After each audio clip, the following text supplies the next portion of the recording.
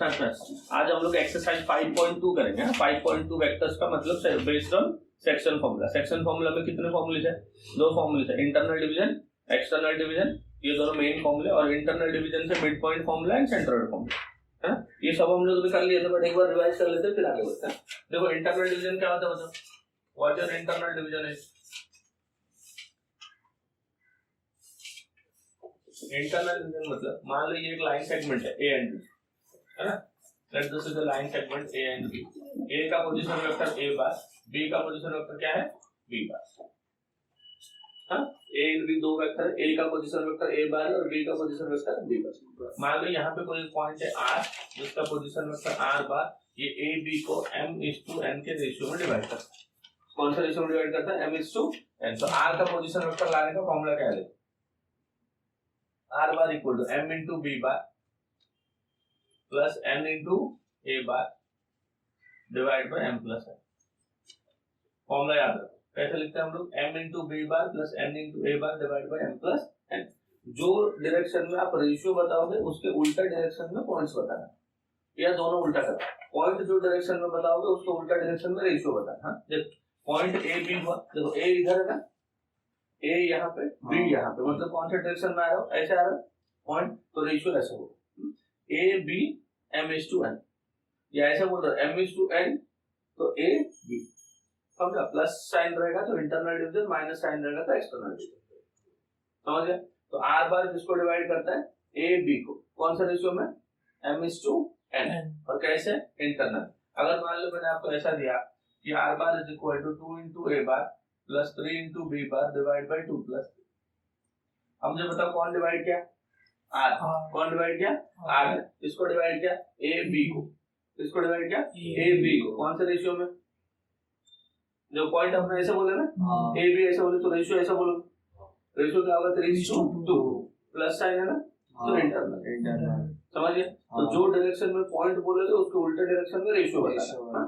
अब देखो आर बार ने डिवाइड किया, पॉइंट कैसा हो रहा है? ए बी हो रहा है, तो रेशियो क्या होगा? 3:2 प्लस साइन तो इंटरनल, माइनस साइन तो एक्सटर्नल। यहाँ पे देखो आर बार कौन डिवाइड किया? आर बार। किसको डिवाइड किया? A B. तो पॉइंट को आप ऐसे बोल रहे हो, तो रेशियो को आप ऐसे बोलोगे ना, तो A be in the ratio m/n, plus रहेगा तो इंटरनल, माइनस रहेगा तो एक्सटर्नल। समझ गए। आप देखो एक्सटर्नल डिवीजन,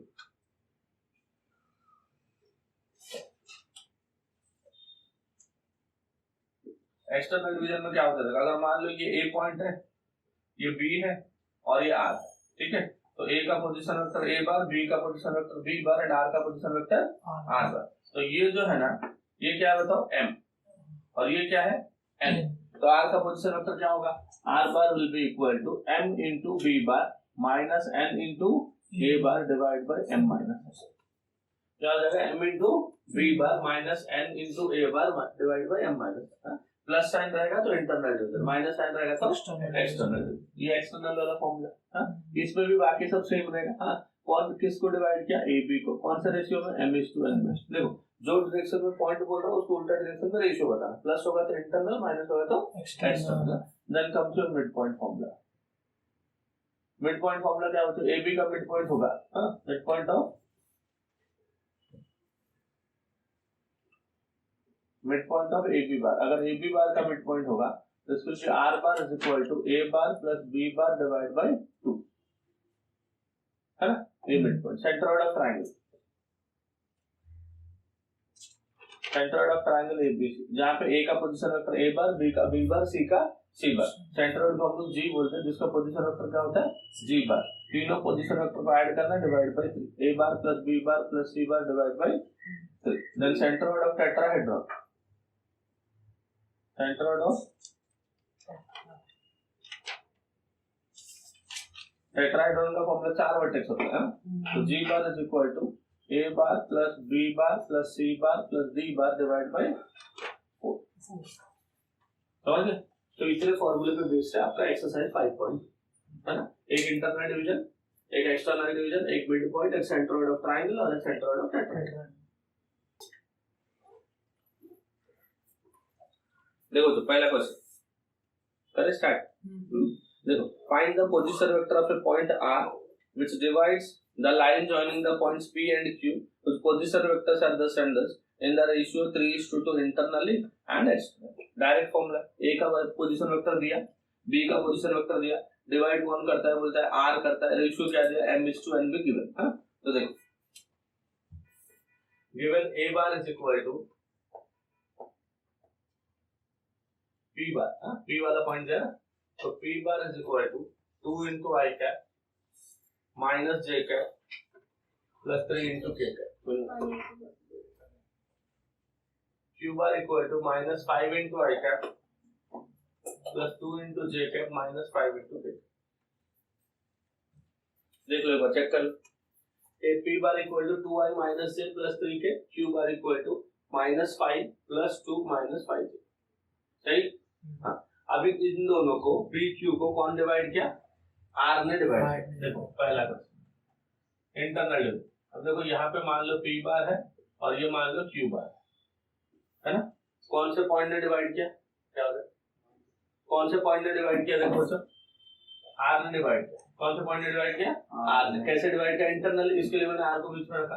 रेशियो क्या है, 3:2। कोई बताएगा बच्चों R बार का फॉर्मूला क्या लिखे, देखो R bar is equal to, हाँ बोलो 3 into Q बार, ऐसा लिखता ना बच्चों, this is 3 into Q bar plus 2 into P bar divide by 3 plus 2, 3 plus 2, समझ गए।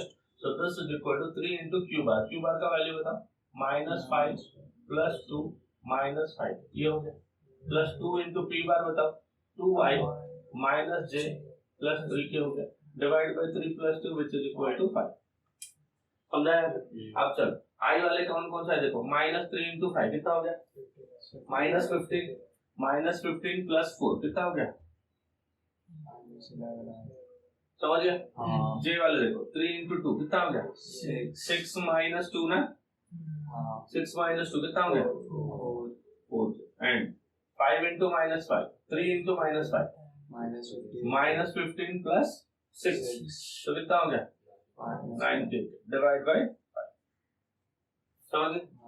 तो दोस्तों क्या, तो इंटरनल डिवीजन वाला ऐसा करते हो। अब देखते हैं एक्सटर्नल डिवीजन, सेकंड वाला देखो, सेकंड वाला एक्सटर्नल डिवीजन में क्या हो जाएगा, R bar is equal to, same formula रहेगा, 3Q bar minus 2 into P bar divide by 3 minus 2, है कि नहीं, 3 into Q bar minus 2 into P bar divide by 3 minus 2, तो 3 minus 2 मतलब डिनोमिनेटर क्या हो गया बच्चों, 1 हो गया।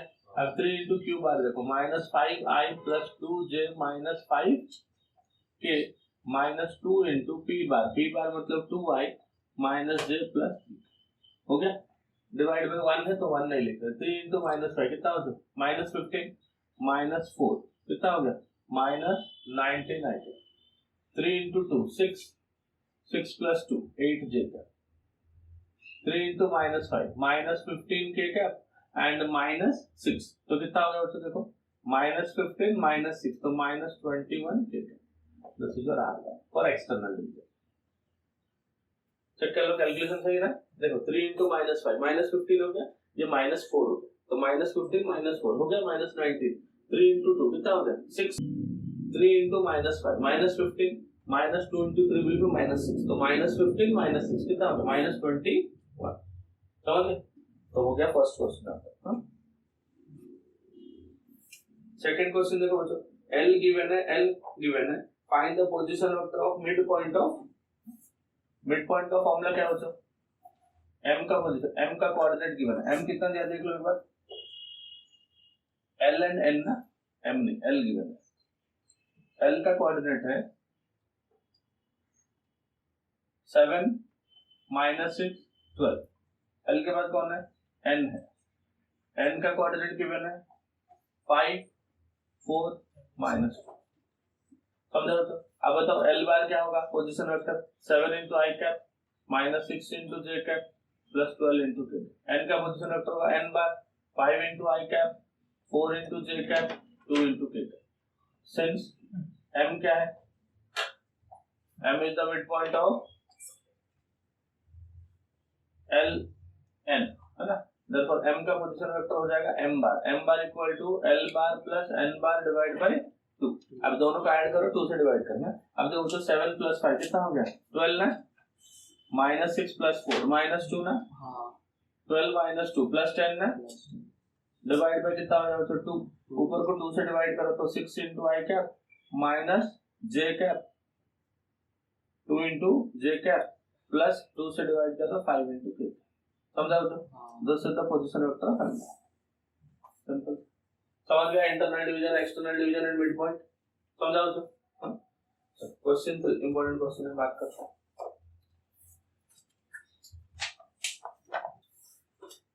मार्क किया इंपॉर्टेंट क्वेश्चन, मार्क किया।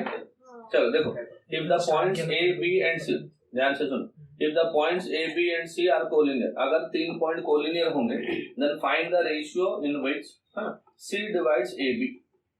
कौन से रेशियो में सी ए बी को डिवाइड करेगा, ये पहला पार्ट है। सेकंड पार्ट बोलते हैं find the values of P and Q. कौन बताएगा? तो जब रेशियो नहीं दिया रहता है तो हम लोग क्या करते हैं,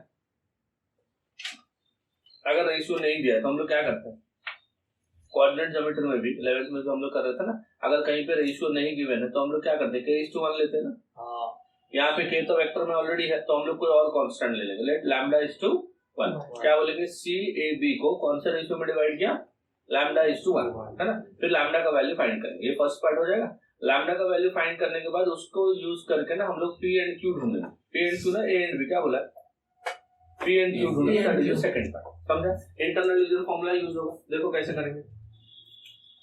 क्वेश्चन नंबर 3 देखो, गिवन ए एक पॉइंट है जिसका कोऑर्डिनेट 30 p है, बी एक पॉइंट है -1 q 3 and c -3 3 and 0 are the point. अगर ये पॉइंट्स होंगे तो इनका पोजीशन वेक्टर बताओ। Let a bar b bar and c bar with the position vectors of the points a, b and c respectively। हो गया। अब a का पोजीशन वेक्टर हो गया a bar equal to 3 into i cap 0 into j cap plus p into k cap.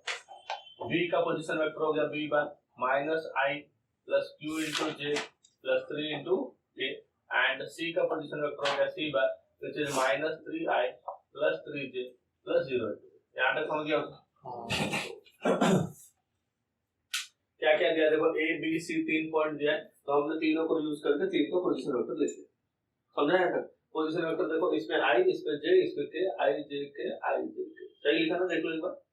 3 0 p -1 q 3 -3 3 है ना। अब पूछा है कौन से रेशियो में c डिवाइड करेगा a b को। क्या पूछा है, in what ratio C will divide AB। क्या कंसीडर किया हमने, let the ratio in which C divides AB be λ=1, है ना। क्या बोलेंगे, let C divides AB in the ratio λ=1। कौन बताएगा फिर C बार का फॉर्मूला क्या हो जाएगा, किसको डिवाइड कर रहा है, AB को। तो AB को डिवाइड करेगा तो लैम्डा इंटू बी बार होगा, होगा कि नहीं। देखो ये a बार b बार है, a बार b बार, यहाँ पे कहीं पे c बार, रेशियो है λ=1, तो ऐसा होता है lambda into b bar plus 1 into a bar. So this is equal to lambda into b bar plus 1 into a bar divide by lambda plus 1। होगा समझ गया इधर आपको। अब लैम्डा प्लस 1 को इधर ले लो, तो लैम्डा प्लस 1 इंटू क्या लिखेंगे, c बार ना। c बार का वैल्यू सब्स्टिट्यूट करो, कितना था 3 बार का value, -3 plus 3j plus 0 into ये था ना, equal to lambda into b bar का वैल्यू कौन बताएगा उसको, -i plus q into j plus 3 into k plus कितना a बार मतलब 3 into i plus 0 plus p into k। क्या था, समझा सब? हाँ समझ गया ना। आप बताओ राइट साइड में, ध्यान से सुनो और बताओ। राइट साइड देखो, लेफ्ट साइड में जो i का कोफिशिएंट है वो कितना है बताओ, what is the coefficient of i in the left side. ये इसको मल्टीप्लाई होगा ना, जब ये इसको मल्टीप्लाई होगा, i का कोफिशिएंट क्या है पहले से -3 है, इसके साथ ये मल्टीप्लाई होगा तो i का कोफिशिएंट लेफ्ट साइड से कितना मिलेगा, -3 इंटू लैम्डा प्लस 1। आज मिलेगा कि नहीं ऐसा, राइट साइड से आई कहाँ कहाँ पे देखो माइनस लैम्डा प्लस 3 सही आई दो जगह पे यहाँ पे लैम्डा से मल्टीप्लाई करो माइनस लैम्डा आई के प्लस 3 आई के मतलब आई को कॉमन ले लोगे तो माइनस लैम्डा प्लस 3 इंटू आई के और यहाँ से आई का कोएफिशिएंट कितना है माइनस 3 इंटू लैम्डा प्लस 1 समझ ले so by equating the coefficients of I J and के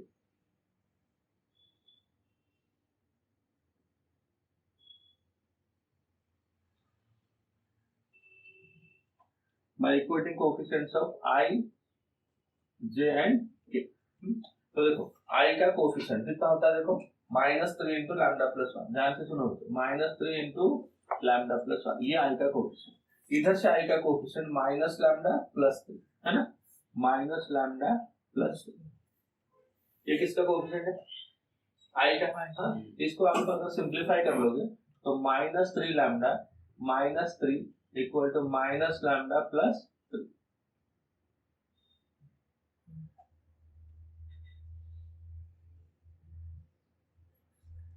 अब देखो लैम्डा को इस साइड लेके आओ -3 लैम्डा प्लस लैम्डा तो -2 लैम्डा -3 को उधर लेके जाओ 3 प्लस 3 विल बी 6 देखो लैम्डा इक्वल टू -3 लैम्डा क्या हो गया -3 तो रेशियो क्या हो गया रेशियो हमने क्या लिया था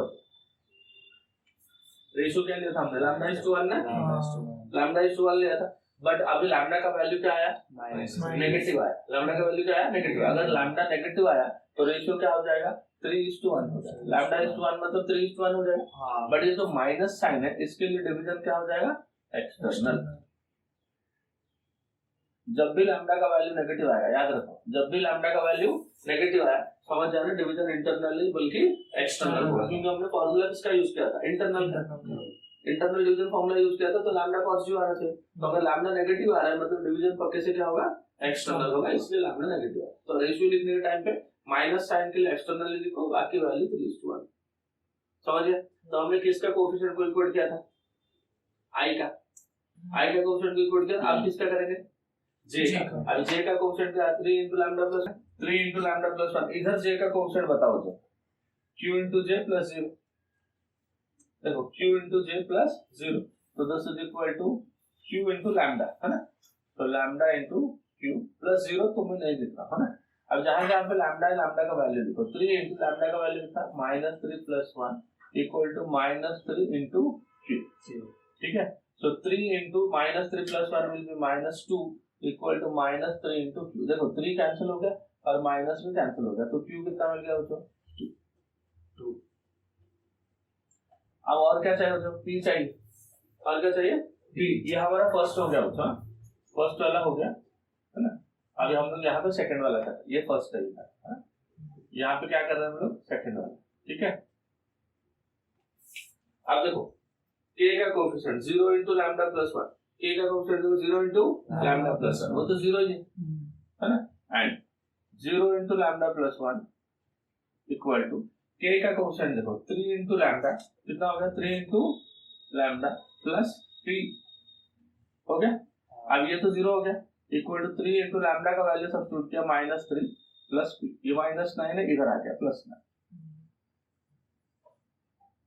समझ गया फर्स्ट पार्ट में हम लोग को रेशियो पूछा था रेशियो निकाल ली फिर हम लोग ने क्या किया पी और क्यू का वैल्यू समझा क्या सबको बताओ ये इम्पोर्टेंट सब लोग 3 मार्क का सवाल आ सकता है क्योंकि यहाँ पे 2 पार्ट पहला पार्ट में क्या किया हम लोगों ने लैम्डा ढूंढा दूसरे पार्ट में लैम्डा को यूज करके पी एंड क्यू समझ गया क्या सबको तो हो गया फोर्थ वाला देखो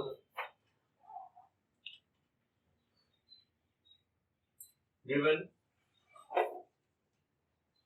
पोजीशन वेक्टर ऑफ A कितना दिया बताओ 6 into A bar plus 2 into B bar and position vector of B का पोजीशन वेक्टर क्या दिया देखो A bar -3 into B bar है ना अब देखो ये गिवन है अब बोलता है the point C divides AB in the ratio 3:2 C वाले पॉइंट ने AB को कौन सा रेशियो में डिवाइड किया 3:2 मतलब ये m/n का वैल्यू और प्रूफ करना है कि C का पोजीशन वेक्टर क्या होगा 3A - 2 देखो since C divides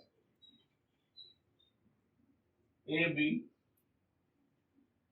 in the ratio कितना दिया होता है 3:2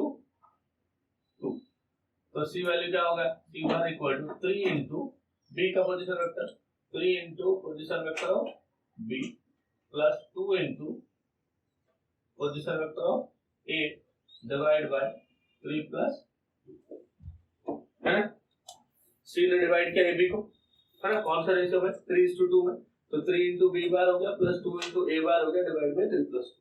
बी बार हम लोग लिख लेते हैं, बट ए का पोजीशन ए एंड बी के फॉर्म में, बी का position vector A and B के फॉर्म में, तो ऐसा लो, अभी वैल्यू सब्स्टिट्यूट कर लो। 3 इंटू बी का position vector is A bar minus 3 times B bar plus 2 into A का position vector is 6 into A bar, 6 into A bar plus 2 into B bar divide by 3 plus 2 which is equal to 5। अब देखो 3 into A बार कितना हो गया, 3 A bar, 2 into 6 कितना हो गया, 12 ए बार। अब देखो 3 into minus 3 minus 9 B bar, 2 into 2 plus 4 B bar divide by 5। अब ए कितना हो गया, तो 3 प्लस 12 15 ना, 15 A bar minus 9 B minus 9 plus 4 तो minus 5 B bar divide by 5। 5 को कॉमन ले लो ऊपर से, तो कितना हो गया 3 A bar minus B bar, ऊपर का जो कॉमन लिया था 5 और डिनोमिनेटर वाला 5, दोनों क्या हो गया, कैंसिल हो गया। देयरफॉर सी बार, सी का पोजीशन वेक्टर क्या हो जाएगा, 3 into A bar minus B bar, यही प्रूफ करना था तुम, समझ गए? और एक क्वेश्चन देखो बच्चों, 4th हो गया ना, 5 कभी एग्जाम में आता नहीं बच्चों, ऐसा तो बेसिक क्वेश्चन है बट एग्जाम में कभी आता नहीं। हम देख लो क्या दिया, prove that the line segment joining the mid point of adjacent sides of the quadrilateral form में पैरेलल। देखो एक क्वाड्रिलेटरल है जिसके एडजेसेंट साइड के मिड पॉइंट को अगर जॉइन करूंगा तो वो पैरेललोग्राम होगा, क्या होगा, वो पैरेललोग्राम। मान लो मैंने क्वाड्रिलेटरल ले लिया A B C and D, A का पोजीशन मिड पॉइंट को बोला P, इसका मिड पॉइंट को Q, इसका मिड पॉइंट को R और इसका मिड पॉइंट को S, है ना। अभी मुझे ये प्रूफ करना है, ये जो PQRS है, क्या प्रूफ करना है मुझे, तो ये जो PQRS है ये क्या होगा, पैरेललोग्राम होगा। ये पैरेललोग्राम कब होगा, जब दो opposite side parallel and equal होंगे। दो ऑपोजिट साइड क्या होंगे, पैरेलल एंड इक्वल। दो वेक्टर कब पैरेलल होते हैं बता देना, AB बार इक्वल टू अगर लैम्डा इनटू CD बार होगा, AB bar equal to some constant into CD bar, then AB bar parallel to CD bar, ऐसा होता है ना। तो अगर AB बार इक्वल टू कोई भी एक स्केलर 1 2 3 -1 -2 जो भी 2/3 3/2 ऐसा होकर CD बार आएगा, तो AB एंड CD क्या हो जाएगा, पैरेलल। अभी हमें प्रूफ करना है PQRS पैरेललोग्राम, मतलब PQSR को पैरेलल होगा एंड QR PS को पैरेलल, और कोई एक पैरेलल, एक ऑपोजिट साइड, एक जोड़ी ऑपोजिट साइड, मतलब PQ एंड SR पैरेलल हो गया एंड इक्वल, दोनों हो गए। समझ आया सबको? हाँ, तो कैसे करेंगे बताओ, सबका पोजीशन वेक्टर डिफाइन करो। हाँ, सबका position vector late A bar B bar C bar D bar P bar Q bar R bar and S bar be the position vectors of the points A B C D P Q R and S respectively। हो गया? तो देखो P बार कितना हो जाएगा, P बार होता है A B का मिड पॉइंट, तो A bar plus B bar by 2 हो गया। सिमिलरली Q बार हो गया B bar plus C bar by 2, R बार हो गया C plus D by 2 and S बार हो गया A प्लस D बाई 2। हमें फाइंड करना है PQ bar and SR bar. हाँ, तो PQ बार क्या हो जाएगा, तो PQ bar equal to Q bar minus P bar, ऐसा होता है ना। Q का वैल्यू बताओ, तो Q का वैल्यू हो गया B plus C by 2 minus P का वैल्यू हो गया A प्लस B बाई 2, दोनों में से 1/2 को कॉमन ले लो, तो हो गया B bar plus C bar minus A bar minus B bar, minus minus cancel हो गया, तो ये मिला तुमको C माइनस A बाई 2। क्या मिला देखो, PQ बार हो गया C minus A by 2। Similarly PQ को हमें पैरेलल SR होना चाहिए, तो SR बार ढूंढो, SR bar equal to R bar minus S bar, तो R बार क्या है देखो, ये ना half of C plus G minus S bar क्या है देखो, half of A plus G, कितना हो गया, half of A plus B हो गया ऐसा। तो हाफ कॉमन ले लो, तो कितना बचा C bar plus D bar minus A bar minus D bar, D cancel हो गया, तो कितना मिला देखो C bar minus A bar by 2, दोनों सेम मिला क्या बच्चों, और सेम मिला तो हाँ, मतलब मैं ऐसा लिख सकता हूँ क्या, PQ bar is equal to 1 into SR bar, लिख सकता हूँ ऐसा, P Q bar equal to S R bar, तो 1 इंटू लिखने का मतलब क्या है, मैं स्केलर मल्टीपल लिख रहा हूं, क्या लिख रहा हूं, scalar. P Q bar equal to constant into S R bar, इसका मतलब क्या होता है, इसका मतलब ये होता है कि पी क्यू बार जो है वो पैरेलल है, किसको पैरेलल है बच्चों, एस आर बार, है ना। और देखो 1 से मल्टीप्लाई, और अगर दोनों का मैग्नीट्यूड ले लूं तो एस आर बार का ये दोनों भी सेम हो जाएगा, क्योंकि दो वेक्टर अगर इक्वल होते हैं, दोनों का मैग्नीट्यूड भी इक्वल है, दोनों का डायरेक्शन भी इक्वल है, तो ये भी हो गया। तो यहाँ पे हो गया पैरेलल और यहाँ पे हो गया इक्वल, है ना। पहले केस में क्या हो गया पैरेलल, दूसरे केस में क्या हो गया इक्वल। अगर कोई क्वाड्रिलेटरल में any one pair of opposite sides are parallel and equal, या तो दोनों पैरेलल होंगे, पैरेलल दो पैरेलल साइड पैरेलल हो गए एंड इक्वल हो गए तो पैरेलल होगा, या तो दोनों पैरेलल होने चाहिए। हाँ, तो हमने क्या प्रूव किया यहाँ पे दोनों पैरेलल और यहाँ पे वही दोनों equal. If any one pair of opposite sides are parallel and equal, then from 1 and 2 क्या लिख देंगे, फ्रॉम यहाँ पे from 1 and 2 quadrilateral PQRS is a parallelogram।